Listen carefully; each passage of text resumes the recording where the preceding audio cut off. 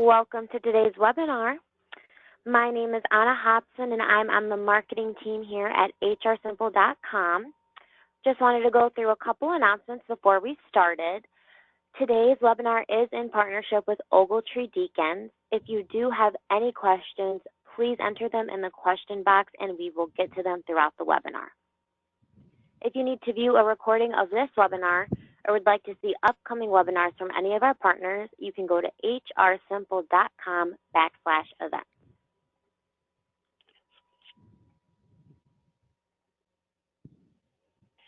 HR Simple provides federal and state-specific manuals.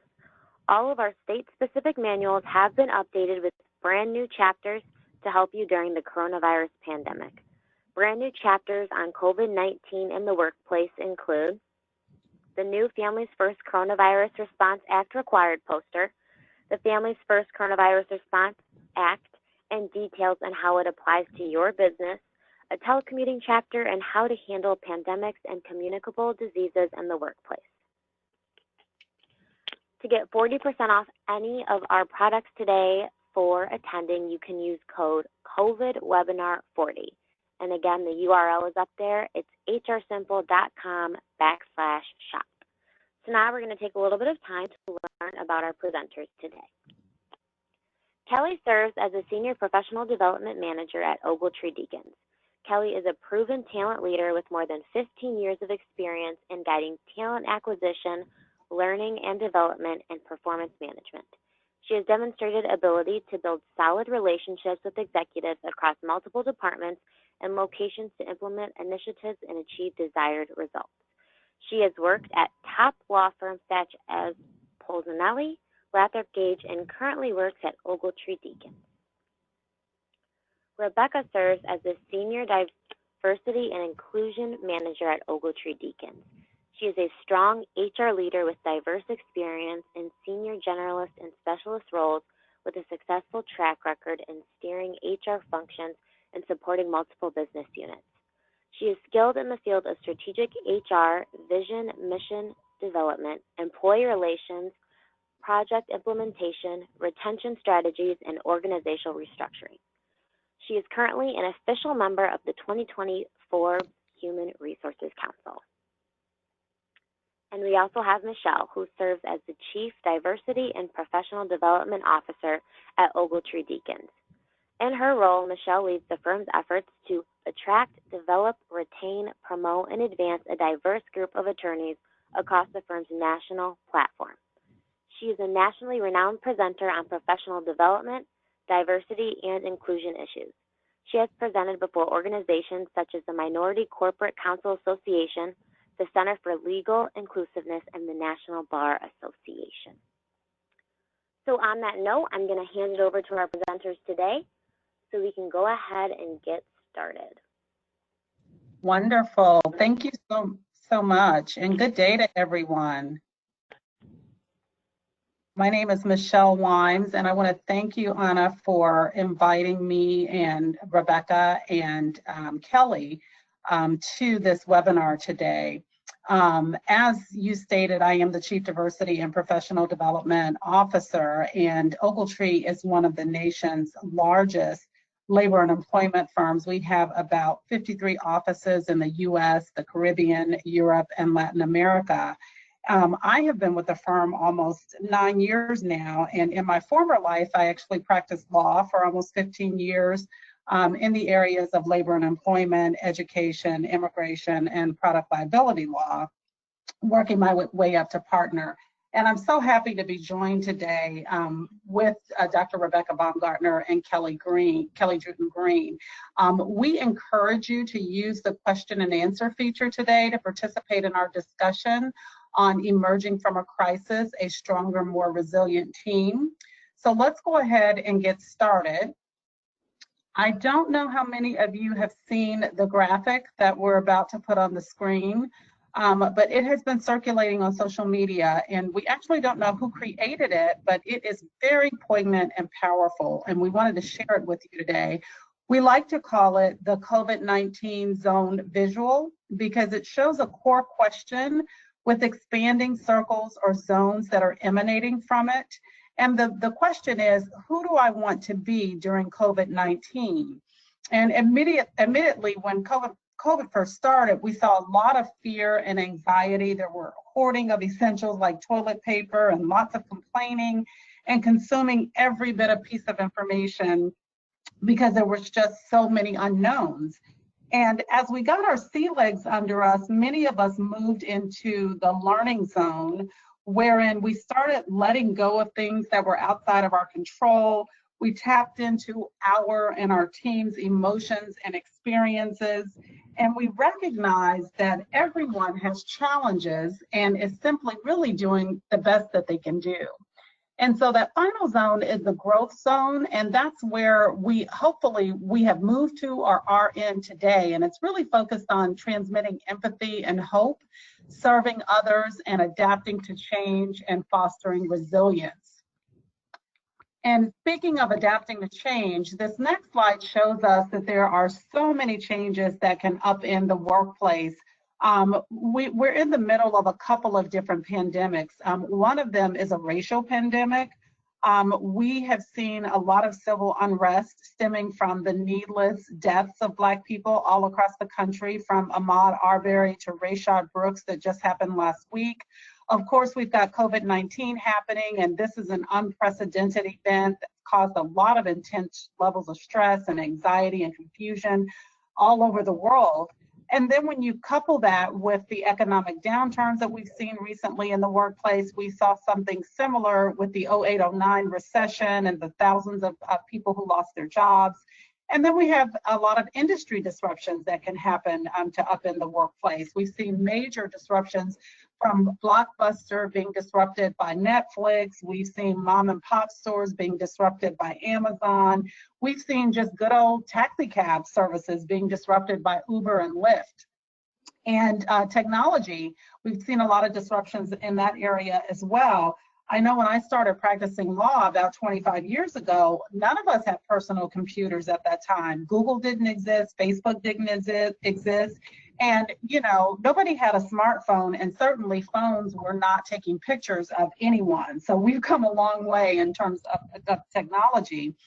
And then when you think about some of the incidents of terrorism that have upended the workplace, I mean, you know, at Ogletree, we have 53 offices all across the world and in 6 different countries. So inevitably, when an act of terrorism happens, it's not unusual for us to have an office in that location, and we have to decide then and there, you know, if it's something that we're going to respond to and issue a press release, issue a statement, because inevitably we have employees that are coming to work every day having to deal with those incidences of terrorism. And we saw how September 11th changed the travel industry.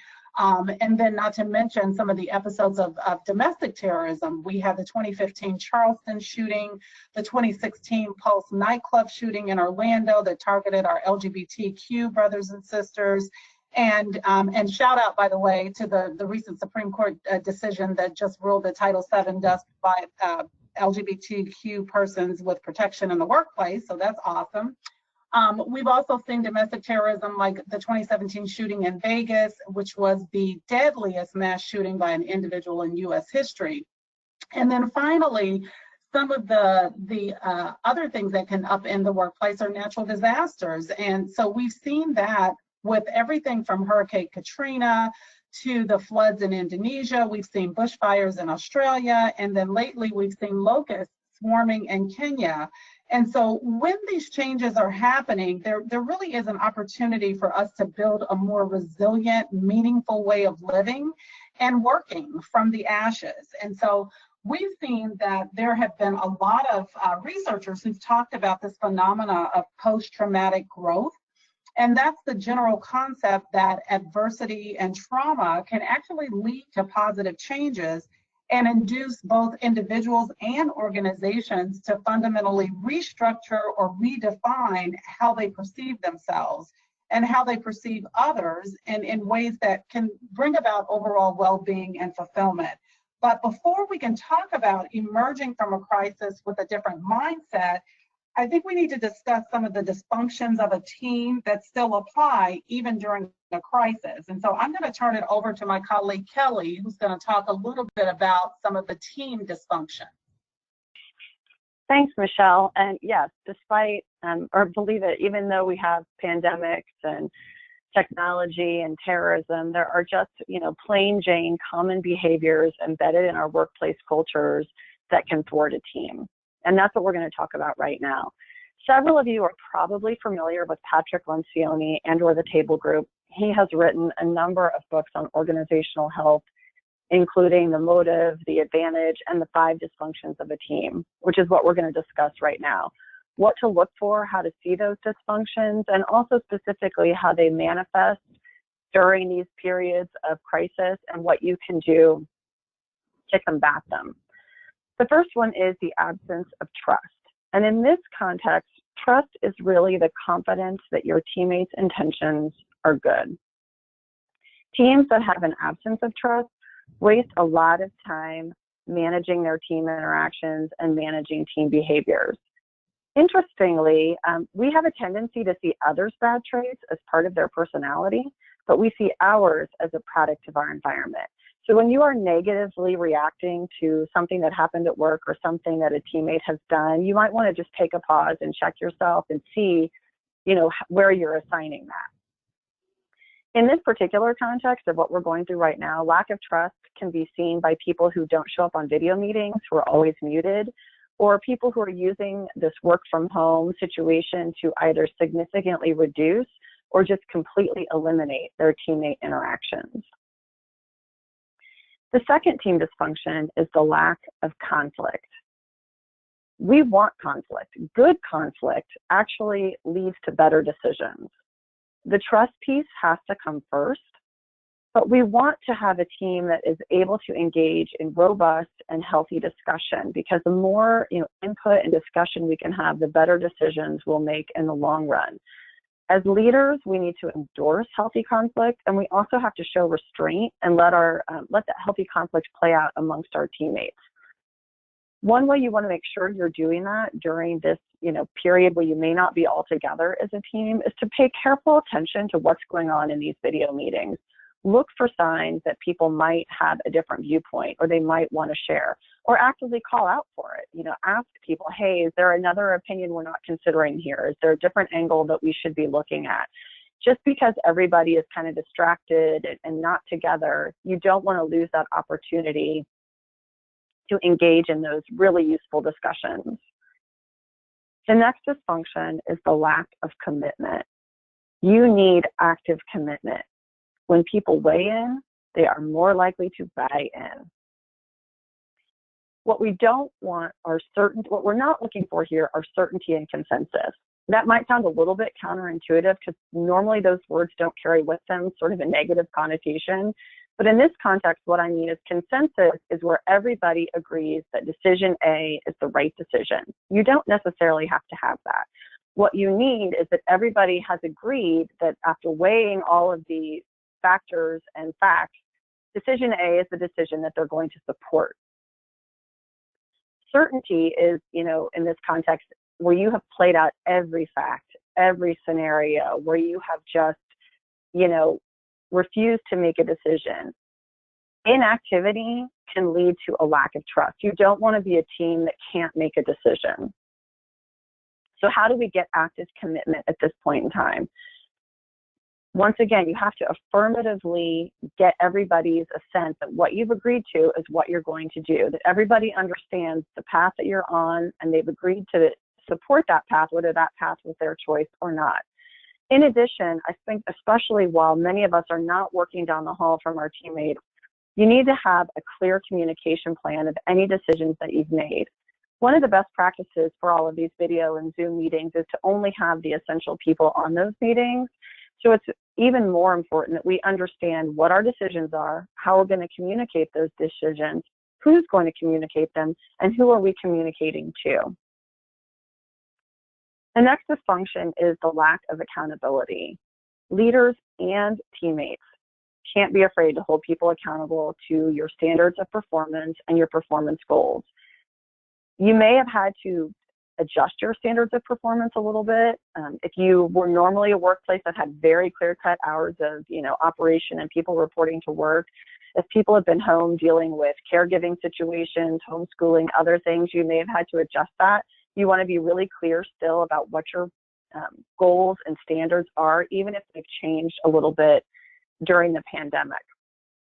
You also want to be really mindful of how you address issues of accountability. You still have to hold people accountable, but be sensitive. If your teammate is sitting next to their 10-year-old or their spouse is right next to them working, that's probably not the time for you to be just having a really difficult conversation. And finally, inattention to results.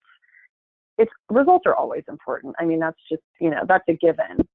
But you really want to make sure that your team has clear goals and clear results in mind, and that those goals and results align with your collective organizational goal and results.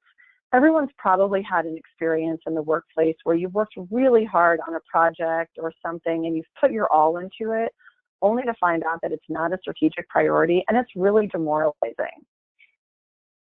I would imagine for most of the people on this call, something for you has changed in the last several months. I know we've had, budget priorities have shifted, we have limited resources, so it's a really good time to take a step back and make sure that the goals that your team is actively working on now are the goals that are aligning with your strategic priorities of your organization. When we are all under the gun and under stress, you want to make sure that everybody is working at their highest priority. Not surprisingly, the opposite of all of these are what a resilient team looks like. So what do resilient teams look like? They have 4 things in common. The first one is they believe they can get things done together. Individually, you might believe that you've got the confidence to get things done. Resilient teams believe their whole team has the confidence and the ability to get things done. It can be a balancing act. If your team has too much confidence, then you can become complacent and not see the signs of adversity that are looming. And if you have too little confidence, then you may not be empowered to take the important risks that you need to take. Resilient teams have a common mental model of teamwork. You're on the same page about what you're doing, how you're doing it, how you're reporting it. It's really important, especially now when I think a lot of that has changed for so many people. Are you expected to be on video meetings? What is the best method of communication? If you used to just, had an open door policy and walk down the hall, that may not be what it looks like now. Are you using Microsoft Teams? Are you using Google Chat? What are you doing to stay communicating and to make sure that everybody is still on the same page? Having the same mental model of teamwork helps you coordinate effectively. You can predict each other's behavior, and that allows you to make decisions on the fly. Resilient teams are able to improvise. Everyone is probably doing this, hopefully, at your organization, but you have to be able to adjust to changing circumstances in real time. Strong teams take existing knowledge, they take their past experiences, they take the expertise level of their teams, and they reconfigure it to meet the challenges of whatever situation they're facing. They know each other well enough and what each other's strengths are that they can use those to proactively move forward. I know on our team, we have really made a concerted effort to do that in the recent past. As everyone, I think we had a whole slate of goals scheduled for this spring, and a lot of that had to change just by virtue of the circumstances that we have found ourselves in. So we looked at each other, we looked at our strengths, and we put together a whole new slate of programming to meet the challenges that we were facing in that particular moment. And finally, resilient teams trust one another, just like we talked about on the last slide. They respect each other's thoughts. They trust that they won't be ridiculed or rejected for speaking up. And when you feel safe to speak up and offer new opinions and work together as a team, you're going to lead to a diversity of opinion, which is then going to lead to a better final result for your team. And now I'm going to turn it over to Rebecca to continue the conversation. Thank you, Kelly. One of the things I really want to make sure we discuss is that team resilience is not the sum of each team member's resilience. A resilient team of people does not necessarily make a resilient team. In the same way, a team of champions is not a champion team. It's like a whole team of LeBron Jameses aren't going to make a very successful team because they're too similar and they don't necessarily work together very well. So emphasis needs to be placed on creating work climates that foster bounce back. The interplay of individual and environmental factors is critical. Even as we are highly resilient, we can fall over in a team with negative relationships and no support or shared direction.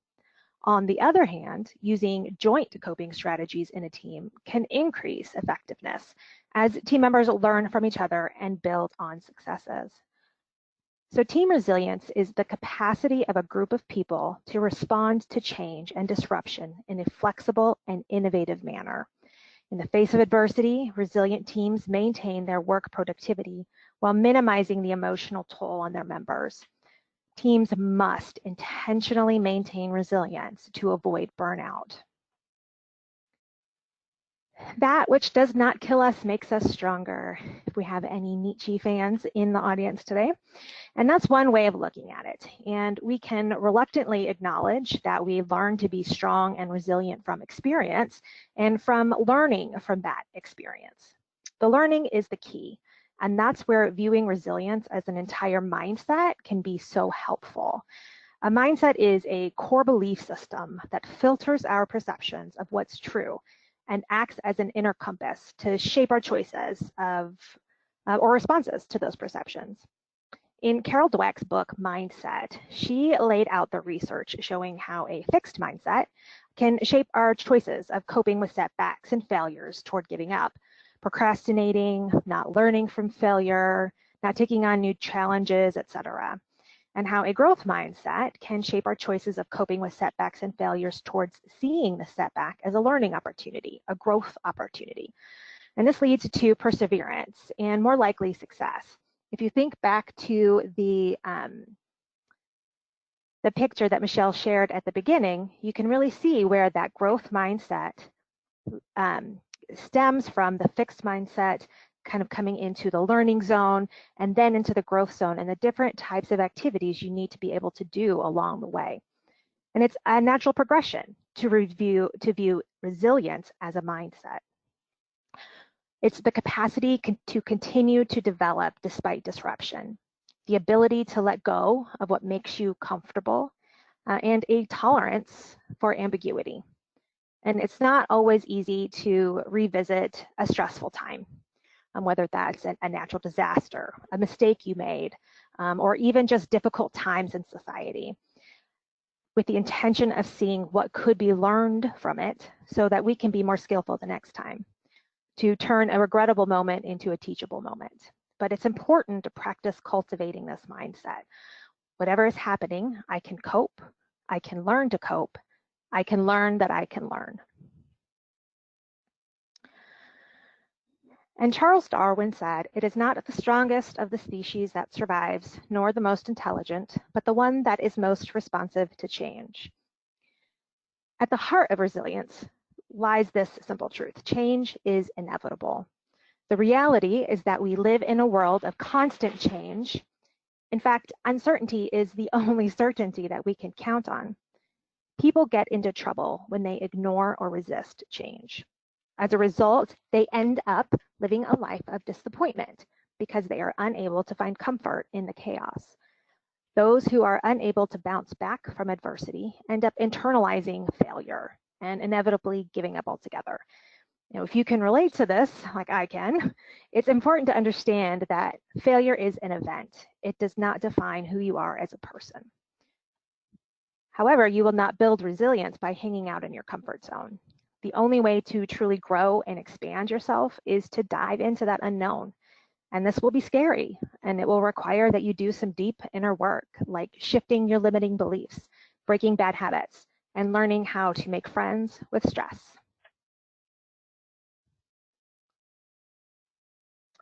So let's delve into the 4 qualities or characteristics of resilient teams.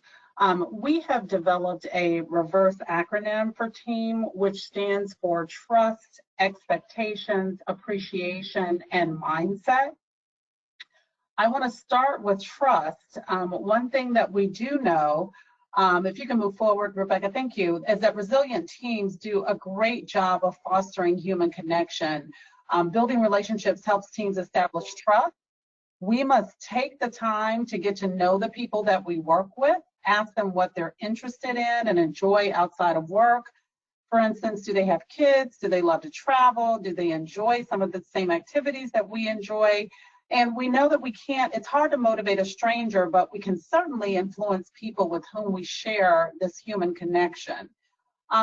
One practical tool for fostering that human connection, especially during a crisis, is using video conferencing and any other technology that's at your fingertips. We know that eye contact and body language are important for establishing clear communication.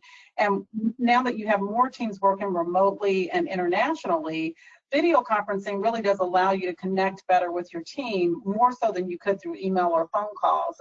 For instance, our team is still working remotely. We have some of our lawyers going back and some of our staff going back into the Kansas City office on a staggered basis, but most of us are still working remotely. And so the video conferencing is just a great way to continue to build that trust. We also know that resilient teams focus on getting it right rather than being right. And what I can say about that is, in conflict, our ego tells us that winning means being right, even if it's at somebody else's expense. But this can be toxic when it comes to building and maintaining strong relationships. So let me give you an example. Let's say that you receive a reply to an email and you really took your time crafting that email and you sent it to someone and it's obvious that they did not take the time to read it carefully. And I've had that happen to me before, and it's very, very frustrating. And the natural thing sometimes to do would be to forward the original email and say, you know, quote, as per my original email. But really, I think in building trust, you can avoid putting that other person on the defensive with a response like that, and instead say, well, maybe I didn't say it in a way that was understood, so let me try to rephrase. Let's move on to the next characteristic, which is expectations. And we know that resilient teams communicate a shared definition of success. Many people assume that they know what success looks like, but when we make assumptions, we certainly can miss the context and the details. So we can avoid that pitfall by initiating a conversation with questions like, how do we define success, whether that's short-term, mid-term, or long-term success? And then importantly, how do you measure success? And then how do we address setbacks, assuming that they happen? And it's necessary to ask those questions until we're satisfied that we can define what success means in each task. The other characteristic of a resilient team is that they clarify expectations. Sometimes, you know, as a team, you start out with a shared definition of success, but then you kind of veer off course along the way. And what resilient teams do, and resilient leaders, is that they put up those guardrails. They establish guideposts that kind of help the team stay on track, and it helps to measure progress and prevent confusion as you're going along. Holding effective and efficient meetings is another characteristic of resilient teams. We know that poorly organized meetings cost you as companies an estimated almost $400 billion a year. So to avoid being part of the problem, we suggest that you have a clear agenda that defines the purpose and the outcome that you're seeking, that you assign meeting roles, have somebody to facilitate the conversation to keep the discussion moving along, and then perhaps have someone take notes and then send them out after the meeting, recapping what the action steps were that came from the meeting, and then clarifying who's going to do what by what date. We do this after every single meeting, and I have found it to be very impactful in terms of our team keeping on track and being able to handle things as they come up. I'm going to turn it back over to Kelly, who will now talk about the next characteristic, which is appreciation. Thanks, Michelle. Yep, the A in team is for appreciation. And this is, you know, fortunately, a really easy one. Express gratitude and give credit where credit is due. Resilient teams let people know they appreciate their work. They appreciate their contribution. Expressing gratitude and receiving expressions of gratitude actually changes our brains. It conditions us to start looking for the good, and once we start looking for it, we're more likely to find it. Resilient teams take time to proactively cultivate the habits, behaviors, and skills that they need to navigate change and maximize performance and potential. If you practice these consistently, These habits are going to build better communication and stronger relationships, which will bring out the best in your team. You probably all know already that expressing gratitude really helps keep your employees engaged. It gives them a sense of purpose and lets them know that their contributions are valued. I'm sure, if we all take a second to think back of any time that someone gave us some genuine appreciation or positive feedback on our work, it makes you want to work harder for those people. It makes you more enthusiastic about getting up and getting your work done the next day and the next day and the next day. You have to be really intentional about it at this particular time, especially. It's really easily, it's very easy to do that when you run into somebody in the hall. To say, oh my gosh, I love that what you turned in, or oh, I passed that along to my boss and he or she just thought it was great, XYZ. So make sure that you are taking the time now when you're not seeing people face to face and you're not seeing everybody as on a regular basis as you might have been, to make sure that you're passing along that feedback that you get, or that you are just letting them know, especially if someone has completely, flipped on a dime to turn something around quickly that they weren't planning to do.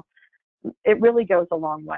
The best part of it is it's free too. In this time of, shrinking budgets and limited resources, it doesn't cost us anything to keep letting people know that we appreciate their work. The M in resilient teams is for mindset. Does your team have the mindset that will move your team forward? Part of that is asking questions that move the conversation forward. Questions that are curious but not judgmental. Everybody has probably been on the receiving end of a question where the answer is embedded in the question. Isn't your method really inefficient? Or don't you think that, and you're thinking to yourself, well, I didn't before, but I guess now I do. Those aren't really productive. Next time you're kind of thinking of going down that road, stop yourself and think of how you can rephrase the question in a non-judgmental way. For example, can you help me understand where you're coming from? Or, it sounds like this might be an area of contention. I'm not sure. Can you help me understand why? Posing non-judgmental questions helps to de-escalate tension and re-engages the prefrontal cortex, which is the part of people's brains that is responsible for higher level thinking. Challenge assumptions. We judge others by their behavior and we judge ourselves by our intent. So when we do this, we make assumptions that can damage our relationships. Resilient teams assume positive intent. If somebody leaves you off an email chain, you might be, tempted to think that they are trying to exclude you from a conversation or that they've forgotten about you. They may have just simply thought you didn't need to be on the chain and you don't need to clog up your email. Think about the assumptions you're making and whether they're actually grounded in reality. And finally, don't be afraid to fail. Failure is a necessary component of success. Rather than assigning blame, resilient teams try to dissect what happened so they can learn from their mistakes, part of that growth mindset. Failure is not the opposite of success. It doesn't always feel good, but it can lead to success. Great teams certainly fail, and great leaders make it really safe to do so. Before I'm going to pass it on to Rebecca, we did have a question about how do you get a team atmosphere when everybody's working from home? And I think some of the things that Michele and I both just mentioned in this will be really helpful. One is to make sure that you give shout outs when you can, whether it's for work that you've done or if you're receiving compliments about your team's work. Make sure you pass it along so that everybody has that sense of engagement and sense of value that what you're doing is really important.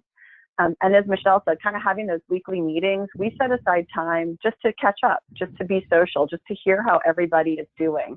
They're not always just get down to business at the first minute. Rebecca sends out a weekly email every week that usually just has something funny and something uplifting. And she did it before we went from home. And so just kind of continuing that really helps us keep that team atmosphere. And then finally, just making sure that everybody has shared goals, knowing that everybody is on the same page can help foster that sense of teamwork. And with that, I'm going to turn it back over.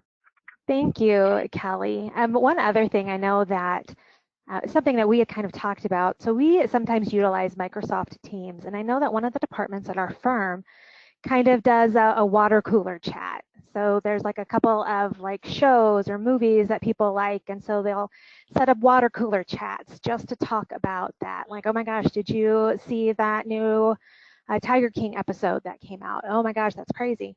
So there's definitely a lot of those opportunities to try and recreate virtually those kinds of informal interactions that you find in the workplace.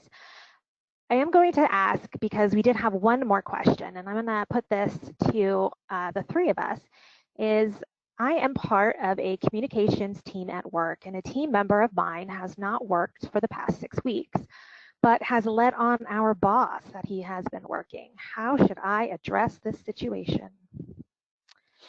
Yikes, that's a hard one. Michele, what do you think? I knew you were going to come to me. My goodness, that is a hard one. So I guess I would want to know, how do you know that he or she has not been working? Like, are they not producing? There's no output at all? There's got to be, because at least with our team, there's output. There is work product that's being created. There are emails that are being exchanged. So if someone is not putting out the work, it's pretty easy to ascertain that. But perhaps they're working in a function where regular updates are not necessary. So if that's the case, I mean, perhaps bringing it to your boss's attention in terms of, asking about, well, what are the metrics for success now that we're in COVID-19? How are you measuring our success, individual team members, and are you checking in with people regularly, and just kind of asking an open-ended question rather than throwing your teammate under the bus and kind of saying, well, X is not doing X, Y, Z.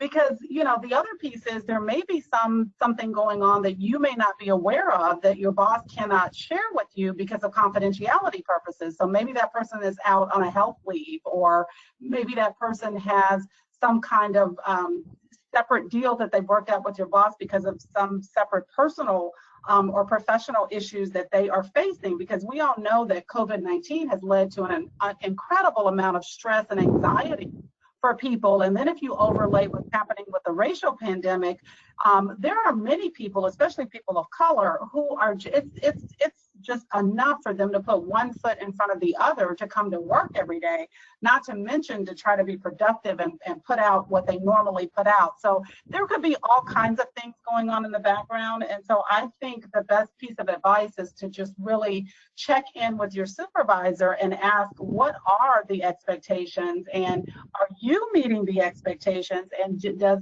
that supervisor think that everyone else on the team is meeting expectations? And if not, what can you all do together as a team to pull together and make sure that you all as a team are being resilient? Because as Rebecca said, there's this inverse relationship between the resiliency of individuals versus teams. So I think it's important to focus on the team as a whole, and I think any supervisor would appreciate that kind of comment. Mm-hmm. And it might also be worthwhile, reaching out to that person individually and saying, hey, it's hard for me to do X, Y, Z because I don't necessarily think that you are completing A, B, C. Is there anything I can do to help? How can I assist you? Because I think that we are definitely having a negative impact on the team and the department because we're not getting things done as quickly or as efficiently as possible. So I think also reaching out to them in a team member way, a team member mentality, to seeing how you can help might get them talking a little bit more, and hopefully it can be resolved in that way as well. So, thriving in a pandemic while cultivating a mindset of resilience. And as we just heard Michele say, there are some people who are really, really struggling, whether it is because of the fear of COVID-19, because of all of the stress of extra work and working from home and being isolated, to now, the civil and racial unrest. It is very, very difficult for some people to be able to get motivated to do things. So really looking at what you can do yourself to thrive in a pandemic. Now, why is it that having a mindset of resilience can be such a challenge for us. And a big piece of that is that we're creatures of comfort. We crave predictability. As much as we may realize that change can lead to good outcomes, we can often resist change. And that's why it's our norm to usually revert to linear thinking and processes. Step 1, step 2, step 3, etc. This is how I do it. This is how it has to be done. This is how I've always do it, because that's what we're familiar with. And in times of stress and in times of uncertainty in a VUCA world, we always go back to our processes. We always go back to step 1, step 2, step 3. But almost always, this type of linear thinking will fail you in a crisis, especially those situations involving multiple changes at once, back and forth fluctuations, and uncertainty of the future. For example, we had a presentation all set that we were going to be giving firm-wide a couple of weeks ago, and then a wrench got thrown in. And instead of just throwing in the towel, we got together, we pivoted very quickly, and we were able to address the current issue at hand without completely throwing away all of the work that we've done. So these types of situations really call for flexibility, agility, and more out-of-the-box problem solving. Linear thinking can trap us into thinking that there's only one acceptable way of doing things, which blinds us to other possibilities. And as I've said before, do not underestimate the physical and emotional toll that workplace disruptions can have on you and your employees, particularly those that struggle with resiliency and struggle with change. Fearful, negative thinking can be toxic in your team, even remotely, because it can impact productivity and quality of work. It can cause employees to become self-focused and withdrawn, resulting in failures to help each other and identify larger opportunities for the company. And it tends to be contagious, that emotional contagion, spreading from one team member to another quickly. And even in a remote or virtual world, it happens. As Kelly mentioned, just being on mute and not engaging in video calls, not being as responsive as possible, not adding in different things in your emails to let them know that you are engaged and you are there and you are still thriving. So to help your team navigate this, you really need to understand what a typical reaction to a loss of normalcy looks like and the emotions that people commonly experience in these scenarios. Your team and you will more than likely go through a process similar to the Kubler-Ross change cycle or grief cycle.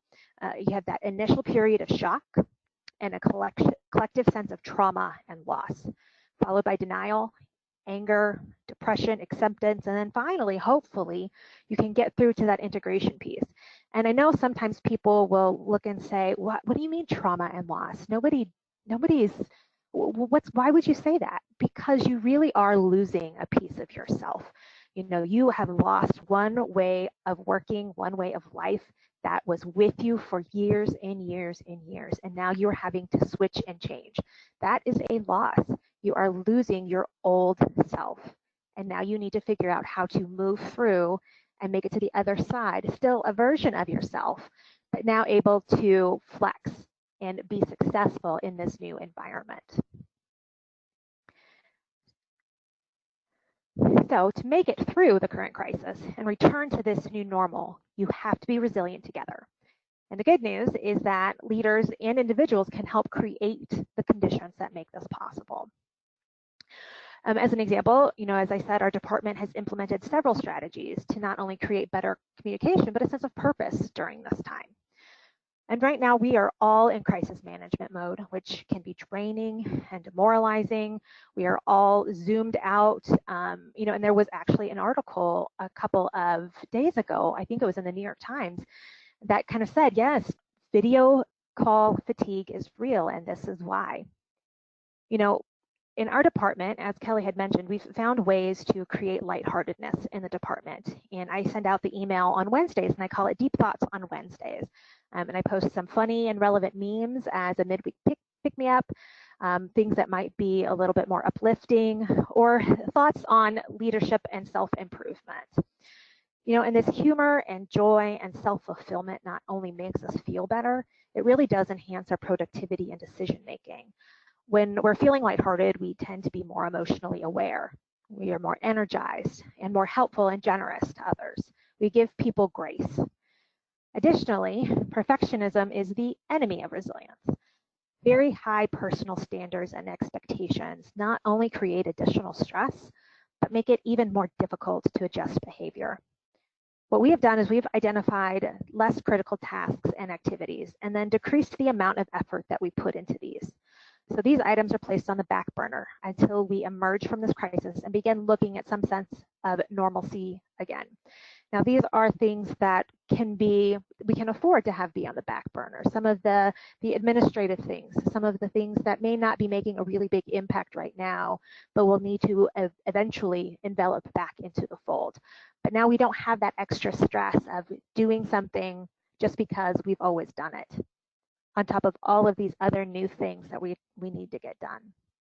We host weekly meetings on video and give everyone an opportunity to share what's happening in their work and non-work life. And we have embraced adaptability and flexibility by jumping in to create a slate of new programming to help our attorneys and staff manage this chaotic time. This was something we decided to do within 3 days' time, and we put out a series of 8 webinars that we're conducting on multiple other initiatives related to COVID-19. And Michele, I am going to turn it over to you to talk about how a company or a firm can cultivate resilience. Yeah, so thanks, Rebecca. Our firm has also embraced the flexibility and the nonlinear thinking that Rebecca was referring to earlier to create a resilient workplace. One of the things that we've done is we've created a coronavirus task force, and that's really just to stay ahead of our clients' needs and the firm's needs as well. So we're constantly putting out updates to our clients when the local laws, legislation, and resolutions have come out. We've assembled a return to work toolkit for our clients and for folks who are trying to transition their folks back into the workplace. And importantly, we also have just recently assembled a diversity, equity, and inclusion toolkit, which is really important given the racial justice issues that we're seeing spilling over into the workplace right now. So that's just examples of how we as a firm, have really taken the bull by the horns and really created opportunities to support our clients in this time frame. We also shifted some of our resources to this, what we're calling Ogletree Connected initiative. And that's really recognizing that now we have to help our attorneys maintain their standards of practice through technology, because many of the courts around the country are not having trials, in-person trials. They're not having in-person hearings, and they're doing a lot of things virtually.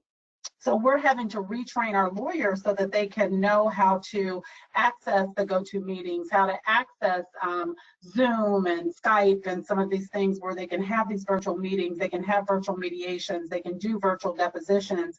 All the things that they're used to doing in person, they now have to shift and do them virtually. And so that Ogletree Connected initiative really allows them to do that. We also are taking proactive measures in terms of internal events and external events, budget, staffing, and staying home. We, for instance, have multiple big client seminars that we put on every single year, at least 5 of them. One of them is called Workplace Strategies. We had to shift and make that normally is a 3-day seminar with over 3,000 people in attendance, and we recently shifted it to a virtual 2-day seminar with about 40 different presentations that were done and 6 hours of programming instead of 72 hours of programming.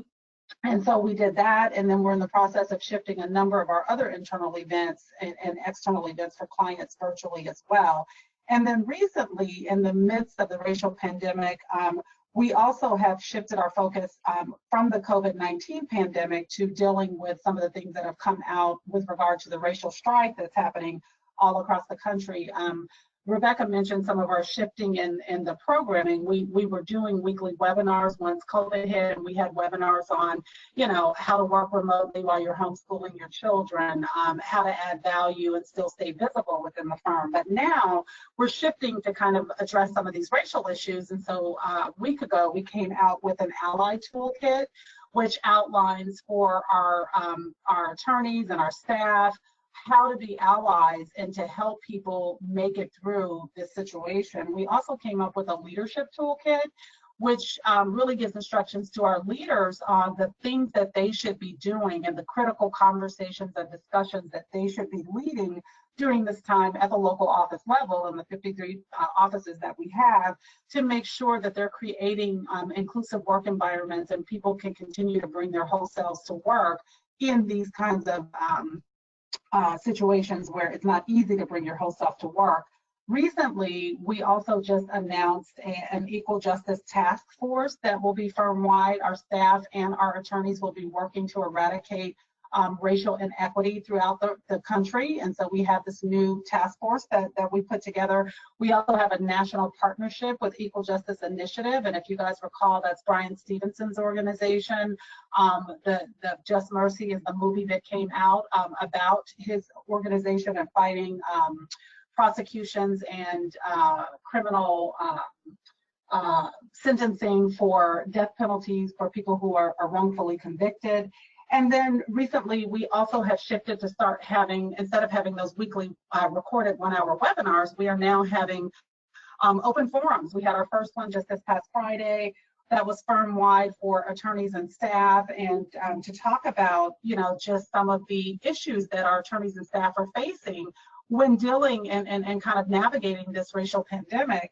And then we also had listening sessions for some of our African American attorneys who also had special needs and challenges with regard to navigating where we are today. So that's just a few examples of the things that we've done to cultivate resilience as a firm. And it really involves pulling together not just my department, but the HR department, our board of directors, our C-suite leaders, all pulling together to offer various opportunities to our attorneys and to our staff to help them to individually be resilient while we are being resilient as a firm.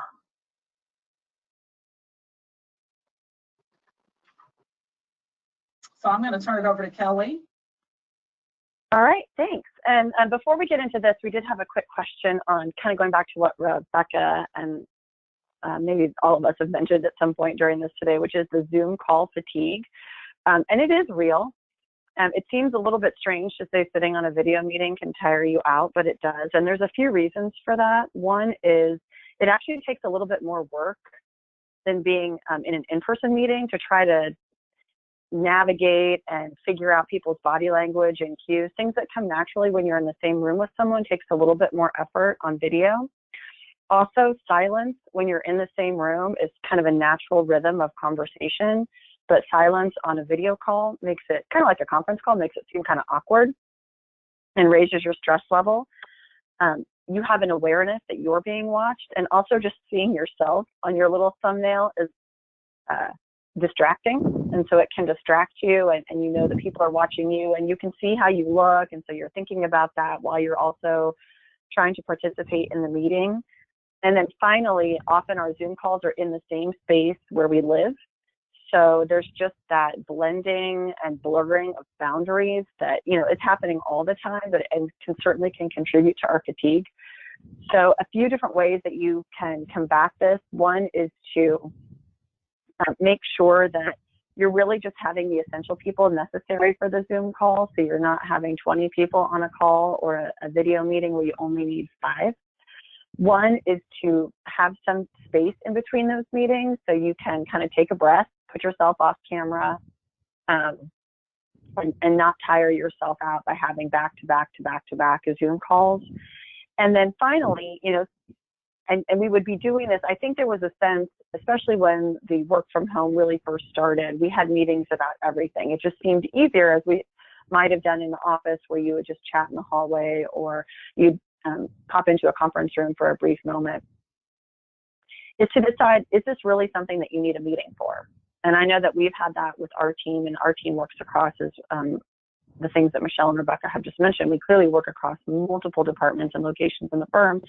And we were on a meeting last week, and someone said, do we need to have another meeting about this? And we were all like, nope, we can do this by email. So, just that making really those judgments.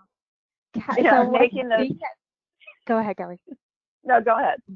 I was going to say, so Kelly had this wonderful idea, and it really was a wonderful idea, to reach out to all of our offices individually to kind of see how they're doing, see if they need support, see if they need help. And then like about 5 calls in, she's like, I'm really sorry that I brought this up and that I suggested this. This is a terrible idea. We have all of these Zoom calls, and and you're having calls with shareholders that are owners of our firm. So there's a lot more pressure to make sure your house is clean behind you, to make sure, your dogs aren't going to be barking or your kids aren't going to be barging in. So, and there's that, and there's also understanding how you come across, how you look. But really, sometimes the only way to show that you're paying attention, or that you feel you show you're paying attention, is by looking at the camera. And how often are you at work in person, standing 3 feet away from your colleague, staring them in the face? It's uncomfortable, it's weird, it's awkward, and it's definitely draining. Yeah. So I think it's important to still have those meetings. We've certainly have benefited from having, our weekly Zoom calls. There have definitely been times, but it's like everything. You have to think about, is this the best method for this particular issue? Is having a meeting about this going to be the most efficient and most effective?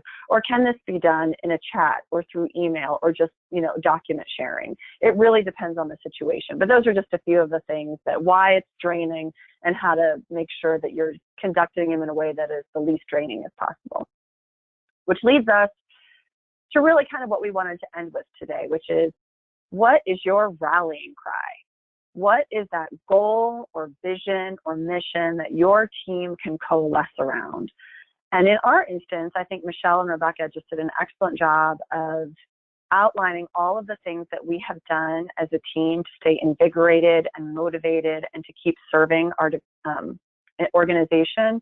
And if I had to coalesce our rallying cry, it would be, how do we add value and improve the working lives of our attorneys and staff? And so everything we've done in the last 8 weeks has really been with that. Those aren't the same things that we would have done 8 weeks ago, but it's the same mission. It's that same rallying cry. And so we have just gone, all in on repurposing, reinvigorating, and revising our plans to meet the need. So as you leave today, think about that with your team. If you asked your teammate, would they know what your rallying cry is? Would they know what your common objective and your common values are?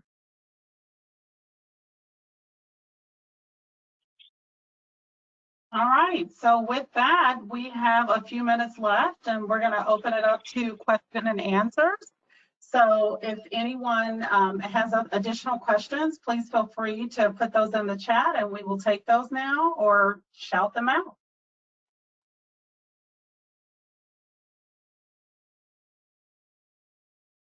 And Rebecca, I'm going to depend on you to kind of read those as they come along. Nope, it does not look like we have any additional questions. We've had some as we've gone along, and I think we've addressed all of them. Okay. Yep, I think we're good. Yep, we have. Okay. Oh, hold on. Oh, hold on. Last minute submission. Is the rallying Okay. cry? Is the rallying cry a communication or HR department responsibility? So who Kelly? is responsible for creating and communicating the rallying cry? Well, I would say there are, sure, I would say there are really two, but the one that's probably the most important is your department. So if you're in HR, then it's your department's rallying cry, which should, once again, be something that aligns with your whole organizational goals. But maybe your rallying cry as an HR department is, how are we going to meet the needs, or how are we going to keep our talent engaged? How are we going to best serve the people of this company while we're going through this, unique situation, or how do we best, do whatever. It's what gets your team motivated to come to work every day, get the work done, and do the best work that they can do. Excellent. Thank you. All right. Well, I want to thank you all for joining us today. It has been our pleasure. Anna, thanks for having us here. We have really enjoyed the opportunity to talk about how do we emerge from this crisis, this racial pandemic and also this global health pandemic as well.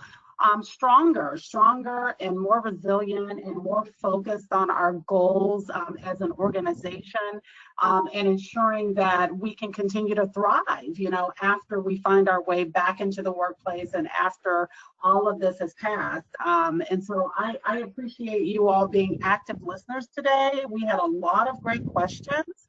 And we look forward to potentially working with HR Simple again. So thanks so much for having us, and I hope that everyone has a great rest of your day. Thank you, ladies, so much for everything. It was a great presentation. And if anyone does think of any additional questions, please feel free to email me. My email should be up on the screen. It's anna@hrsimple.com, and I'll be happy to forward those to the attorneys. I also just wanted to remind everyone that we are extending the 40% off discount. The coupon code should be up on your screen. And once again, any additional questions for the attorneys, please feel free to email me and I will forward those on. So on that note, I just want to thank everyone for attending the webinar and stay safe. Thank you so much.